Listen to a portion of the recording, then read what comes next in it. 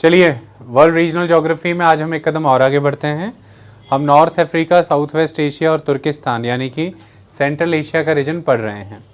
इस रीजन के तहत हमने सबसे पहले ये समझा था कि लोकेशन, डिमार्केशन और इम्पॉर्टेंट कंट्रीज़ जो इसमें कवर होती हैं वो कौन सी हैं, रीजन एक्चुअली में कौन कौन से हैं, कौन सी इंपॉर्टेंट वाटर बॉडीज़ हैं, कौन सी इंपॉर्टेंट स्ट्रेट्स हैं, कौन से महत्वपूर्ण शहर हैं, इनके बारे में हमने सीखा।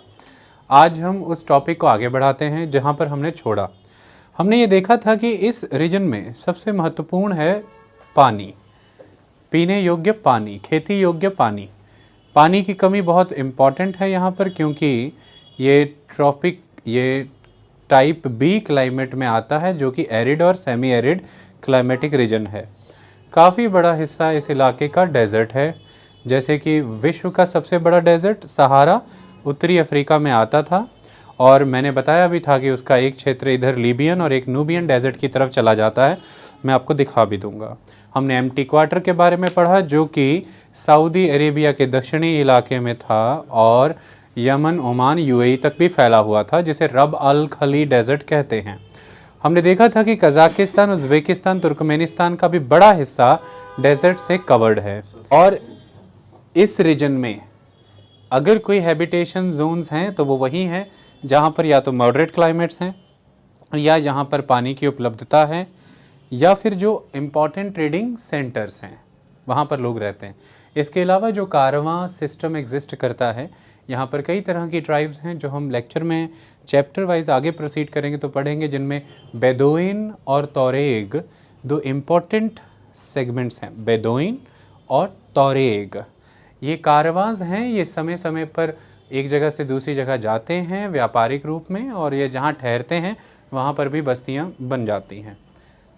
तो ऐसे में हम ये समझ रहे थे कि इस रीजन में बहुत इंपॉर्टेंट है वाटर को एक्सेस करना, और उसे एक्सेस करने के क्या क्या तरीके ढूंढे हैं सब ने। तो जितने डाइवर्स यहाँ पर लोग हैं इस सेंस में कि यहाँ आपको ज्यूइश भी मिलते हैं, ड्रूज भी मिलते हैं, ज़रोस्ट्रियंस भी मिलते हैं, इस्लाम भी मिलता है, बहाईज़ भी मिलते हैं। जितना डाइवर्स लैंड फॉर्म है यहाँ पर, चाहे टाइप एच क्लाइमेट हो, चाहे टाइप सी, चाहे टाइप बी, उतने ही डाइवर्स वेज हैं यहाँ पर पानी को उपलब्ध करने के। उसमें हमने लीबिया में समझा जिसमें बहुत इंपॉर्टेंट था द फॉसिल वाटर। उसमें हमने इजिप्ट की कहानी समझी जिसमें नील नदी के द्वारा वहाँ पर पानी उपलब्ध कराया जाता है जब भी नील नदी में पानी फ्लड में आता है, और इसी के कारण नील नदी के ट्रैक्ट में ही सभ्यता उपजी, लोग बसे हैं। और हमने इस विषय पर यह भी सुना है कि हेरोडोटस 5th सेंचुरी BCE में ये कहते हैं कि Egypt is the gift of Nile. ये किसने कहा था? हेरोडोटस। हेरोडोटस कौन है? The father of history. उन्हें फादर ऑफ हिस्ट्री कहा जाता है, इतिहास के पितामह। ओके, और उनके द्वारा ये कहा गया था कि Egypt is the gift of Nile, नील नदी की संतान है या तोहफा है इजिप्ट, मिस्र। हमने ये समझा कि इजिप्ट में इसी नील नदी के द्वारा होने वाली खेतीबाड़ी और उपलब्धता जो पानी की है, इससे कई समस्याएं भी पैदा हुई हैं समय के साथ, और उनमें मेन इशू है सेलेनाइजेशन ऑफ द सॉइल।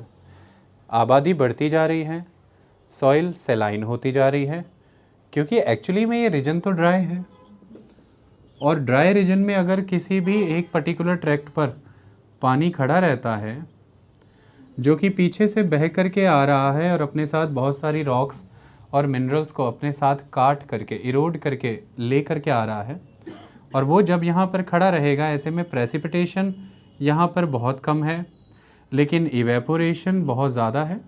तो evaporation is exceeding the precipitation. ऐसी कंडीशन में पानी जल्द सूखता है, और फिर सॉइल की लेवल पर जो बच जाते हैं वो मिनरल्स, वो सॉल्ट्स, और इसके कारण वो सॉइल सेलाइन हो जाती है और फिर वो फर्टाइल नहीं रहती है। तो एक समस्या सूखे इलाकों में खड़े पानी से खेती करना या खड़े पानी का वहाँ होना, the you can say logged water, the water logging issue, जो कि भारत में भी नहरों के कारण हो रहा है, कैनाल्स के कारण हो रहा है ड्राई रीजन में।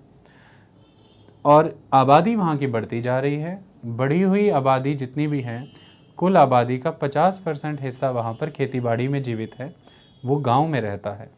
ऐसे में ये ज़रूरी हो जाता है कि एग्रीकल्चरल प्रोडक्शन को मेंटेन रखने के लिए हम इरिगेशन के नए तरीक़ों को ढूंढें, सॉइल की फर्टिलिटी को रिस्टोर करें, सैलिनाइजेशन की प्रॉब्लम को रिजॉल्व करें। ये ज़रूरी हो जाता है। इससे बिल्कुल अलग तरीका अपनाया इज़राइल ने, हमने वो भी देखा। उसने 2 तरीके मेन अपनाए। पहला तरीका, वो बनाना की खेती करता है क्योंकि क्लाइमेट सपोर्ट करता है, लेकिन पानी नहीं है उतना जितना बनाना को चाहिए, तो उसने बनाना ग्रूव्स क्रिएट किए।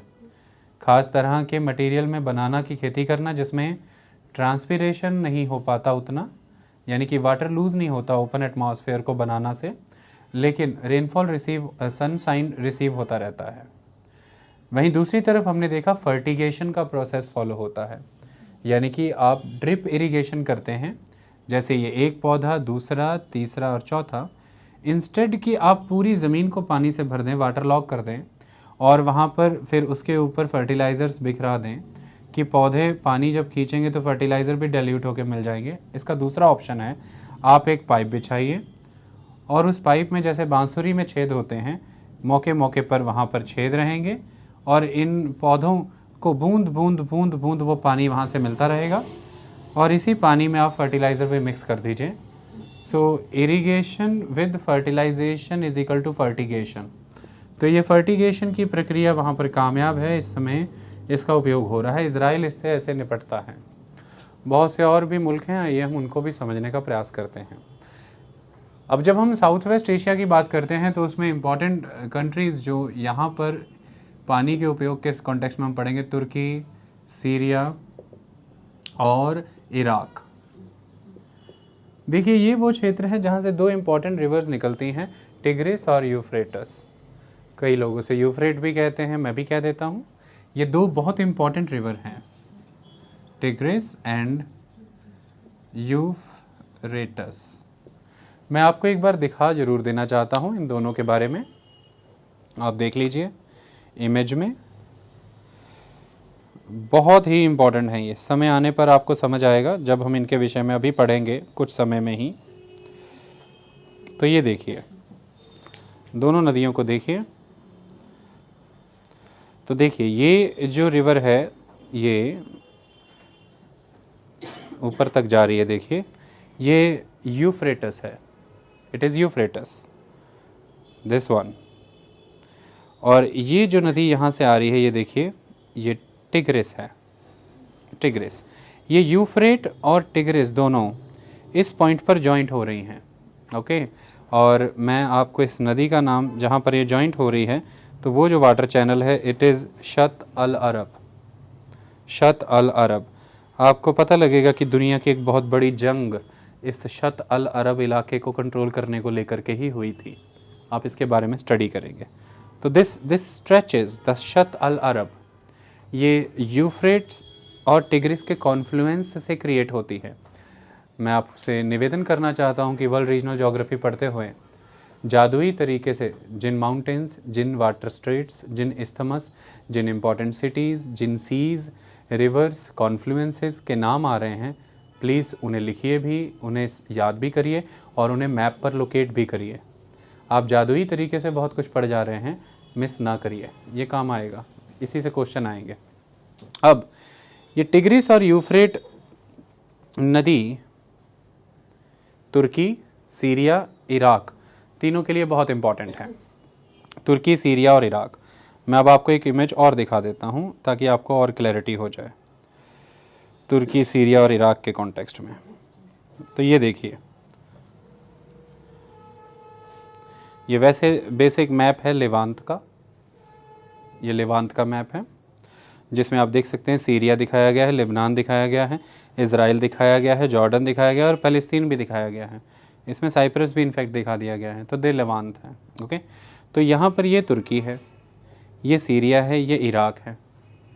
यूफ्रेट नदी तुर्की से निकल के सीरिया से होके इराक में एंटर करती है, ओके। तो इस तरह से ये नदियाँ तीनों ही मुल्कों के लिए बहुत इम्पॉर्टेंट हैं और ये तीनों मुल्कों ने इस नदी के पानी को उपयोग करने के लिए इस पर डैम बना रखे हैं, ओके। तो सबसे इम्पॉर्टेंट यूफ्रेट नदी के ऊपर बना हुआ तुर्की का Ataturk dam, it is Ataturk dam. Euphrates south west Asia की सबसे बड़ी नदी है, साउथ वेस्ट एशिया की सबसे बड़ी नदी है। ओके, तुर्की, सीरिया और इराक, इन तीनों ने ही यूफ्रेटस पर बांध बनाए हैं। तुर्की और इराक ने टिग्रिस पर भी बांध बनाया है, सीरिया ने नहीं बनाया। अब अगर ध्यान से देखें तो अतातुर्क डैम के पीछे जो रेजरवायर है वो साइज़ में इतना बड़ा है कि नदी का जो टोटल डिस्चार्ज है वो उसे होल्ड कर सकता है। ऐसे में अगर रिवर के अपर स्ट्रीम्स में तुर्की सारा पानी रोककर अपने लिए प्रयोग में ले आएगा तो सीरिया और इराक को पानी नहीं मिलेगा, और ऐसे में उन सिविलाइजेशन, उन नेशंस का जीवित रह पाना या प्रॉस्पर करना इम्पॉसिबल हो जाएगा। तो यहाँ से ये क्लियर होता है कि इंटर कंट्री, जैसे भारत में इंटर स्टेट रिवर डिस्प्यूट्स हैं, इंटर कंट्री रिवर डिस्प्यूट्स विश्व स्तर पर बहुत महत्वपूर्ण हैं, खासतौर उन मुल्कों में जहाँ पर पानी की पहले ही कमी है और शुष्क वातावरण है, यानी कि सेमी एरिड और एरिड कंडीशंस हैं। ऐसे में तेज़ी से बनते जा रहे डैम और रिजर्वायर्स उन कंट्री के द्वारा, जो कंट्री उन रिवर्स के हायर रीचेज़ में आती हैं या अपर स्ट्रीम जोन्स में आती हैं, वो लोअर स्ट्रीम या लोअर रीचेज़ में जो भी कंट्रीज़ या सिटीज़ या स्टेट्स हैं उनके पानी को कर्टेल भी करती हैं और कंटेमिनेट भी करती हैं। और जब भी उन बांधों में वर्षा के समय में पानी बढ़ जाता है तो वाटर डिस्चार्ज करके लोअर रीचेज़ या लोअर स्ट्रीम एरियाज़ में फ्लड कंडीशंस भी क्रिएट होती हैं। तो फ्लड का मेनेस भी भुगतना पड़ता है लोअर रीचेज़ पे आने वाली कंट्रीज़ को। वो पावर भी डेवलप नहीं कर सकते क्योंकि हायर रीचेज़ पर डैम बनने के साथ ही वाटर की जो हाइड्रो इलेक्ट्रिक पोटेंशियल है वो कंट्रीज़ हार्नेस कर लेती हैं जो हायर रीचेज़ पर हैं, और जो उसकी इरिगेशन और यूटिलिटी सर्विसेज हैं जैसे इंडस्ट्री, शहरों में पानी पीने, बाकी कामों के लिए, वो भी हायर रीचेज़ कंट्री यूटिलाइज़ कर लेती हैं, तो लोअर रीचेज़ कंट्री सफ़र करती हैं। इस तरह से ये बहुत ज़रूरी हो जाता है कि आप किसी भी तरह के पॉलिटिकल और मिलिट्री कॉन्फ्लिक्ट को अगर एट बे रखना चाहते हैं, उनसे बचना चाहते हैं, तो आप आपस में करार करके चलिए। Memorandum of understandings, Iraq, Syria और तुर्की ने इसी तरह के मेमोरेंडम ऑफ अंडरस्टैंडिंग साइन किए हैं। 2009 का मेमोरेंडम ऑफ अंडरस्टैंडिंग MOU इस विषय में बहुत ज़रूरी है, जिसके तहत वो मिल बांट करके इस जल को इस्तेमाल करने के लिए एक दूसरे के साथ ऑब्लाइज्ड और वचनबद्ध हैं, ओके, कमिटेड हैं। लेकिन आबादी बढ़ती चली जा रही है। पहला, जल के, पानी के यूजेज बहुत बढ़ गए हैं पहले से, अर्बनाइजेशन तेज़ी से बढ़ रही है, डोमेस्टिक लाइफ में वाटर कंजम्पशन कई मायनों में इंक्रीज़ होता चला जा रहा है, एग्रीकल्चर अधिकतर इरिगेशन बेस्ड होता जा रहा है, प्राकृतिक एग्रीकल्चर जो नेचुरली रेन फेड एग्रीकल्चर होता है उस पर आश्रित रह करके आप लोगों को फूड सिक्योरिटी नहीं दे पाएंगे। सो बढ़ती हुई आबादी के लिए, इंक्रीज्ड पॉपुलेशन के लिए फूड सिक्योरिटी एक मेजर कंसर्न है, जिसके लिए एग्रीकल्चर प्रोडक्टिविटी मेंटेन रखना बहुत ज़रूरी है, जिसके लिए आर्टिफिशियल इरिगेशन नेटवर्क्स और सिस्टम डेवलप करना ज़रूरी है। ऐसे में वाटर के और बहुत से यूजेज इन नदियों को भी पूरा नहीं डाल रहे हैं कि वो इन क्षेत्रों की ज़रूरतों को पूरा करें, यानी कि ये नदियाँ भी अब अपने आप में उतनी कामयाब नहीं रही कि ये इस इलाके की ज़रूरतों को पूरा कर दें। भारत नदियों का देश है, आप मुझे बताइए नदियाँ कितनी की ज़रूरत पूरी कर रही हैं। चलिए हम पंजाब ही की बात कर लेते हैं। 3 महत्वपूर्ण नदियाँ हैं, एक रावी, एक ब्यास और एक सतलुज। तो फिर पंजाब में अंडरग्राउंड वाटर टेबल इतनी तेज़ी से डाउन क्यों जा रहा है? क्योंकि ये बहुत इम्पॉर्टेंट होता है कि आप वो नेटवर्क क्रिएट करें जो इन रिवर वाटर के पोटेंशियल को यूटिलाइज़ कर सके। तो लैक ऑफ नेटवर्क की कमी है, चाहे वो कनाल हैं, चाहे रिजर्वायर्स हैं, चाहे डिस्ट्रीब्यूशन चैनल है सिटीज़ के अंदर। अब आज की डेट में आप देखें तो जालंधर शहर में बड़े बड़े पाइप बिछाए जा रहे हैं। कारण यही है कि ब्यास के पानी को लाया जाएगा, रिजर्वायर्स में होल्ड किया जाएगा और उन वाटर पाइप्स के द्वारा आपको डिस्ट्रीब्यूट किया जाएगा, जो कि शायद ऐसे ही अनयूटिलाइज्ड मैनर में ही डिस्चार्ज हो जाता है पाकिस्तान की तरफ।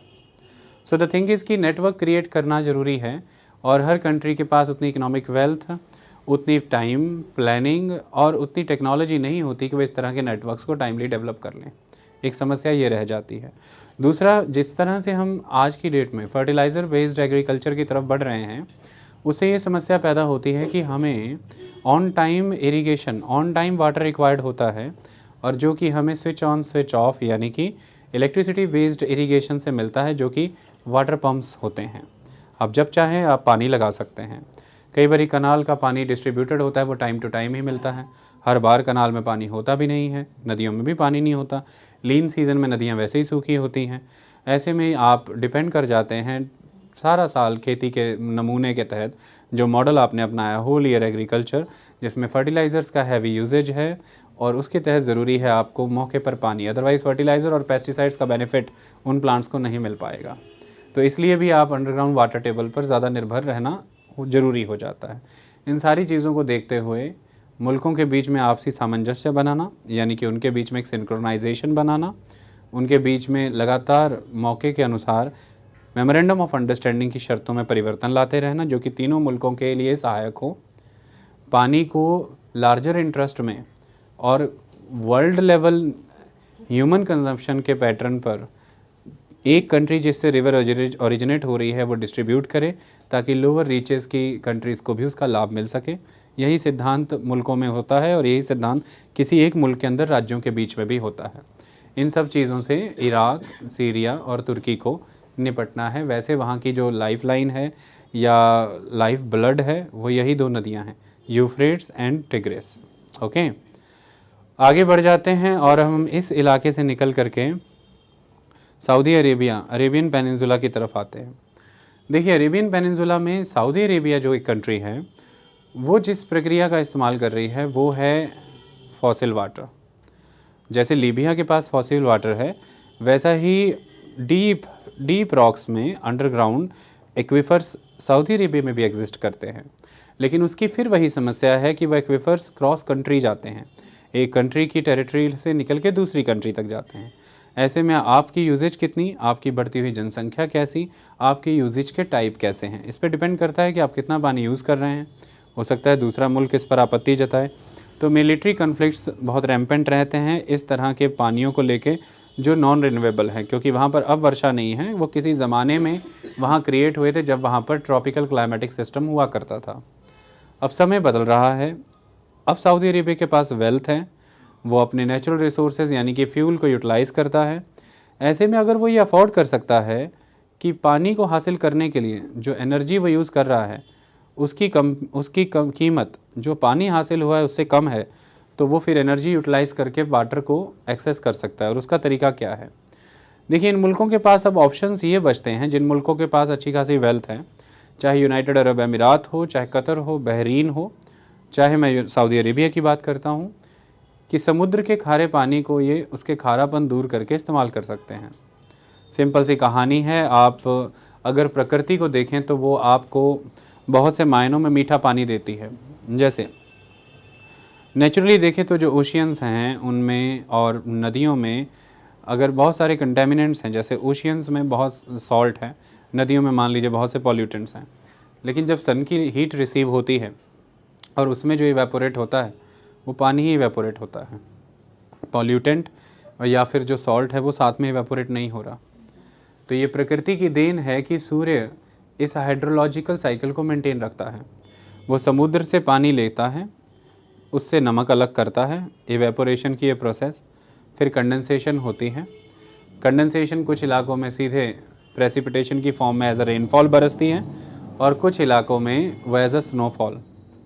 स्नो की भी यही खासियत है कि जब भी वहाँ पर कोई पानी है और वो किसी भी मैनर में अगर कंटेमिनेटेड है, टेम्परेचर डाउन जाने से जब उसकी स्नो बनेगी तो पानी वही वाला स्नो की फॉर्म में कन्वर्ट होगा जो शुद्ध पानी के कण हैं, और बाद में आपको वो पिघल करके नदियों के रूप में फ्रेश और प्योर वाटर की फॉर्म में मिलते हैं। तो एक तो ये प्रक्रिया है। दूसरी प्रक्रिया आप अपना लीजिए, सेम वही जो सन करता है वो आप कर लीजिए। आप पानी लीजिए जो कि नमकीन है, उसे उबालिए, जो भी वेपर्स हैं उन्हें कलेक्ट करिए, उन्हें कंडेंस करिए, और कंडेंस करने के बाद नेचुरली आपने पहले वेपराइज लिक्विड से उसे गैशियस में कन्वर्ट किया, फिर कंडेंसेशन के प्रोसेस से उसे गैशियस से वापस लिक्विड में कन्वर्ट किया और आपको वो प्राप्त हो जाएगा। It is very simple thing. आप अपने घर जाइए, एक पतीला रखिए पानी का, नीचे से बर्नर चलाइए और उसके ऊपर एक और पतीला रखिए, तो जो उसकी स्टीम है आप देखेंगे कि जो आपने ऊपर पतीला रखा है उसका जो हेड है वो सारा स्टीम से कवर्ड है।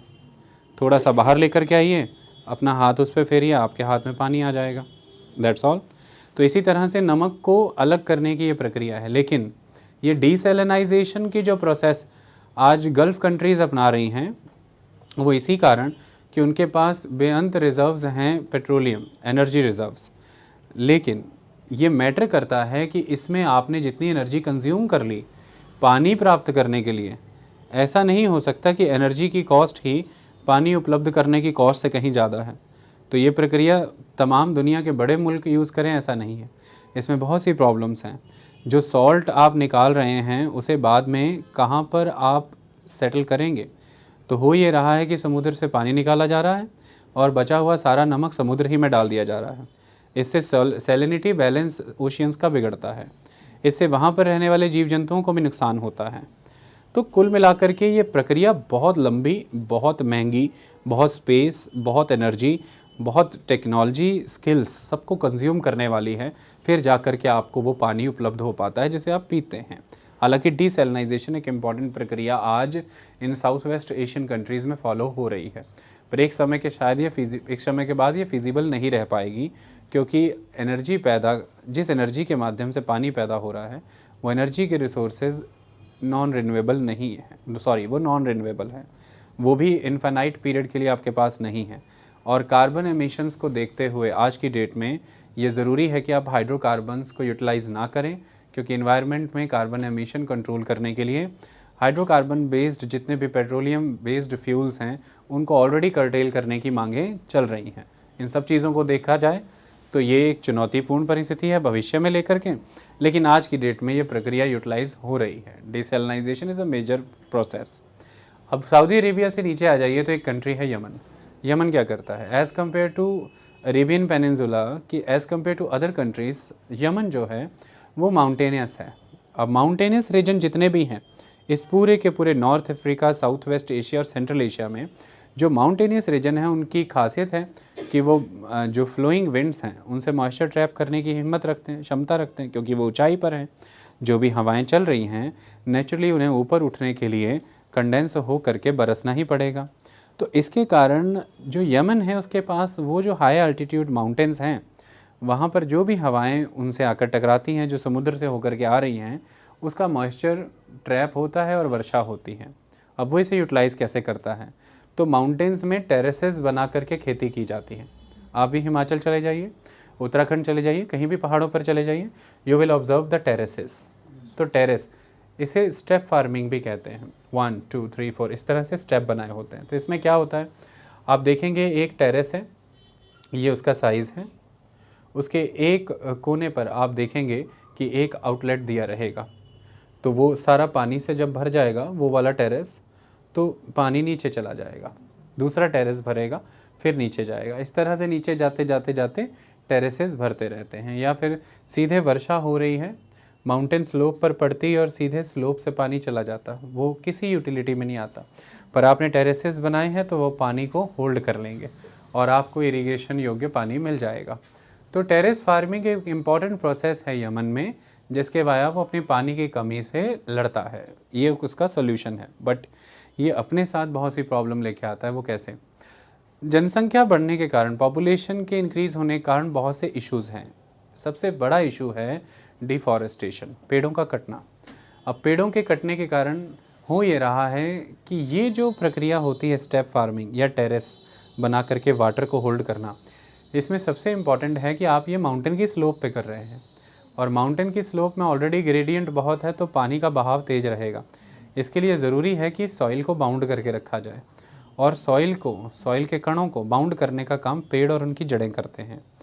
कई तरह से वो बचाते हैं। एक तो जब वर्षा होती है तो उसकी बूंदें सीधी मिट्टी से नहीं टकराती, क्योंकि जब वर्षा की बूंदें सीधी मिट्टी से टकराती हैं तो मिट्टी जो है वहाँ से लूज़ हो जाती है। इसे रेन स्प्लैश जैसी चीज़ें बनती हैं, यानी कि मिट्टी उछलती है बूंदें पड़ने से।